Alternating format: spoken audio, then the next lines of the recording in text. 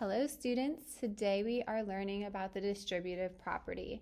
The distributive property says that you can break apart a multiplication fact into the sum of two other multiplication facts.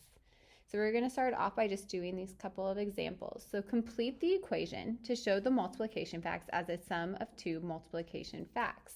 So we are doing 7 times 6. So what we're going to do is break our 7 into an easier facts that we already know. So in this one, we're breaking it into 5 and we're breaking it into 2.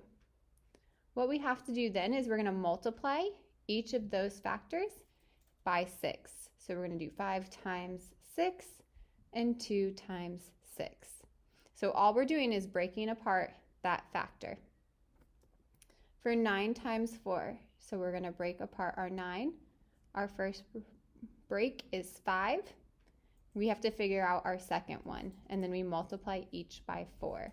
I know that 5 plus 4 equals 9. So that's what we have broken our 9 into, is a 5 and a 4.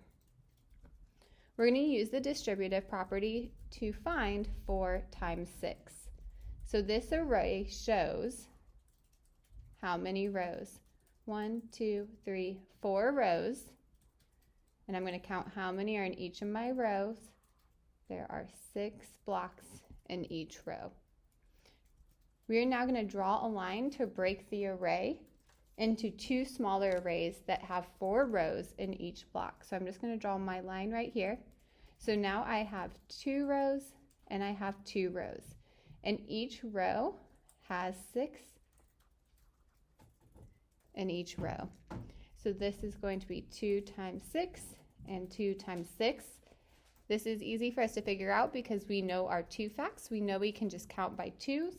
So 2, 4, 6, 8, 10, 12. 2 times 6 equals 12, and 2 times 6 equals 12.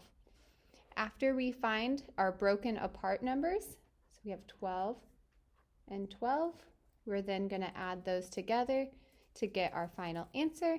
So 12 plus 12 equals 24.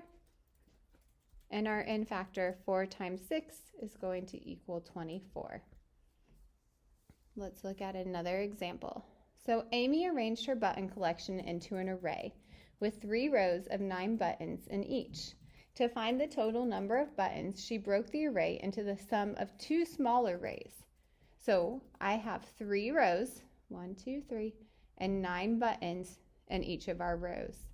She is breaking it up into 2 times something plus 1 times something. So what she did is she did her little line break right here. So I have 2 rows with 9 in each row. And down here I have 1 row with 9 in each row. So now I can figure out what 2 times 9 is.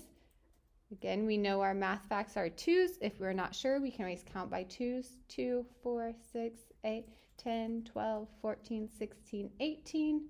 And my 1 times 9, we know from identity property that anything times 1, it is itself. So 1 times 9 equals 9. We're then going to take our numbers and add them together. 18 plus 9 equals 27.